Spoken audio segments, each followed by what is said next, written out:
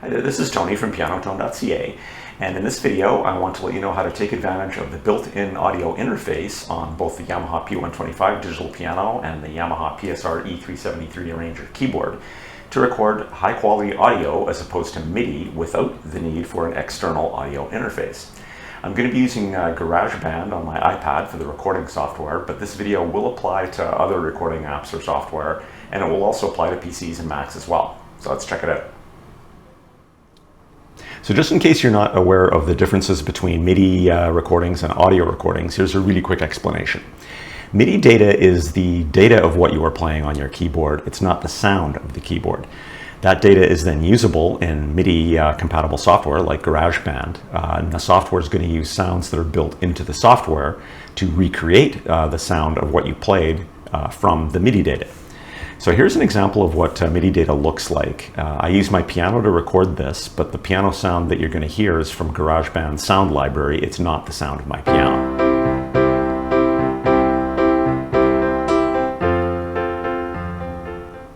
So some of the advantages of MIDI recordings are you can choose different instrument sounds that are built into the software. If I decide I don't want a piano sound, but I want an organ or a guitar or a flute or something, I can change that to any of the MIDI instruments that the software has included.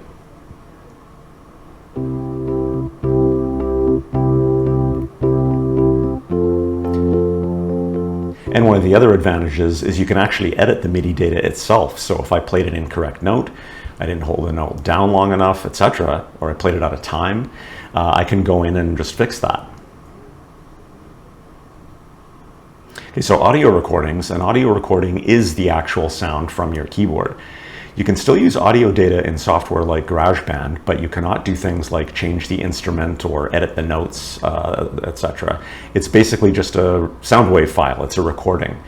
You can do things like add effects to modify how it sounds, but you can't edit the source file at all.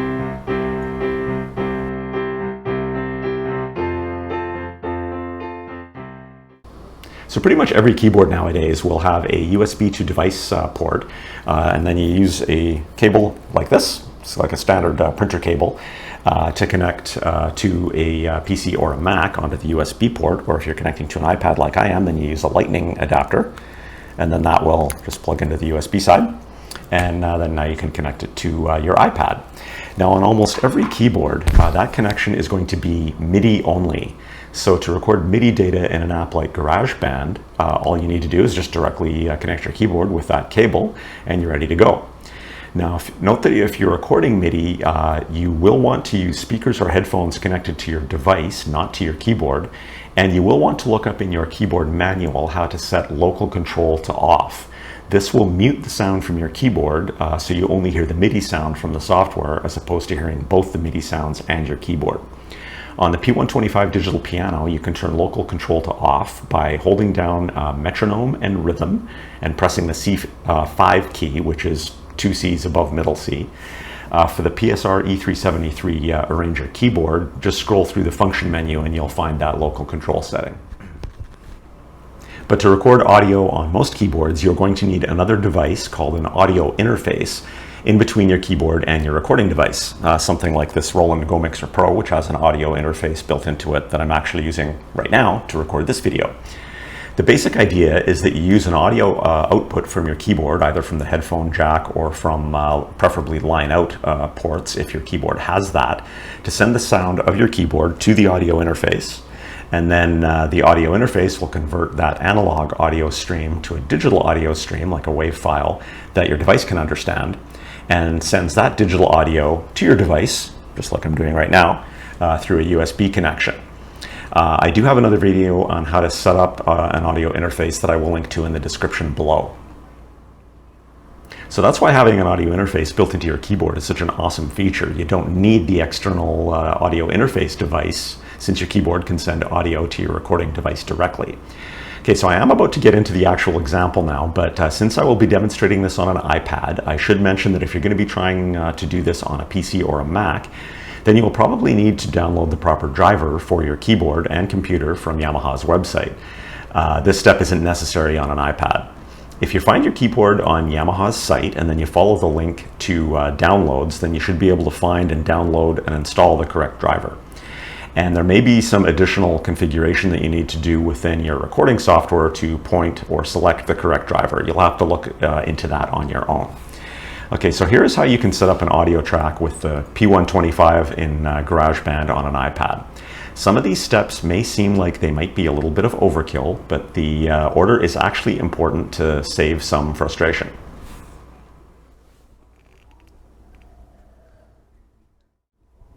Okay, so step one, turn on your iPad.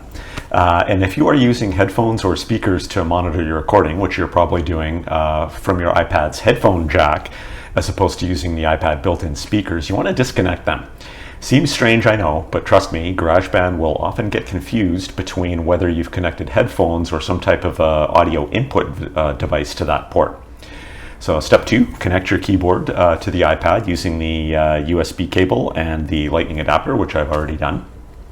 Now you're going to turn on your keyboard, so I'm going to turn on my Yamaha P-125. And can adjust the volume down just to be on the safe side. And on the P-125, I want to hold down metronome and rhythm, and then press the G5 key, which is basically the second G from the right end of the keyboard. What this does is it turns audio loopback to off. And on the Yamaha PSR-E 373 keyboard, you want to do the same thing. On that keyboard, you actually just scroll through the function menu until you find audio loopback and turn it off. What this does, this is a very important step because the USB cable sends audio data in both directions. So this is why you can use that port to also stream audio from your iPad to your keyboard, just if you want to play along with YouTube videos or something. So there is audio going in both directions. And if you don't turn this off, then you can end up with a massive amount of speaker and potentially ear damaging feedback, because your piano is sending back audio to the iPad, and then audio is coming back from the iPad, and then it kind of goes in this concentric circle. I have on occasion forgotten to turn that setting off and been lucky enough not to get feedback, but the new audio track that I'm recording will suddenly include not only what I was playing on my keyboard, but any of the other tracks in GarageBand that I'm playing along with, you can hear on my new audio track, and that's because they're getting sent to the keyboard and then the audio is getting sent back again.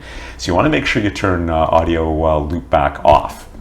Okay. Step three, start GarageBand, and then either start a new track or load one that you've been working on. So I've got one loaded already. Now I'm going to go ahead and connect my headphones.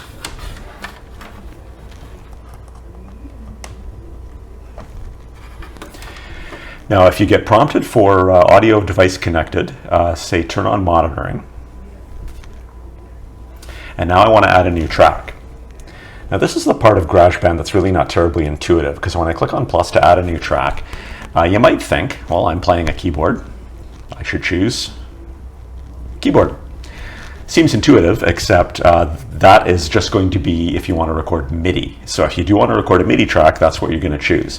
But I don't want to record MIDI, I want to record an audio track. So I'm going to go back to audio recorder. Now you can choose voice or instrument. It actually doesn't matter, they're the same. The only difference is that there are going to be different effects presets that are by default applied to whichever one you choose, but you can change those anyway. So I'll just choose instrument. And I've got nice room is basically the effect. It shows a picture of an acoustic guitar, but keep in mind that when you're, unless you're recording in MIDI, the instruments that you happen to see on here, it's not going to make my piano sound like a guitar. It's just using the nice room effect, which is intended for guitars. When I start a new audio track for piano, I prefer to have a clean sound. So I'm going to click on that. And I don't know why they have it in the fun section, but if you go fun, then you can go clean and click done. So that's going to give me an unaffected, very kind of raw track from my piano. So I'm going to hear exactly what my piano is outputting.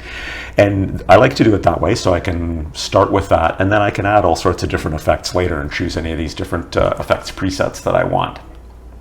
So now I want to click on input settings, which is the slider on the left-hand side. Click on the little, looks kind of like a 1/4-inch jack. Click on that, input settings, and turn monitor on. And that's going to turn monitor on, so I should be able to hear my piano now. So now I'm pretty much ready to go ahead and start recording. Okay, so that's pretty much all there is to it. So I will link to some of the other videos that I have that are kind of relevant to some of these topics, like how to set up an audio interface if you don't have a keyboard with a built-in audio interface. So the links to those will be below. And other than that, happy recording and happy piano playing.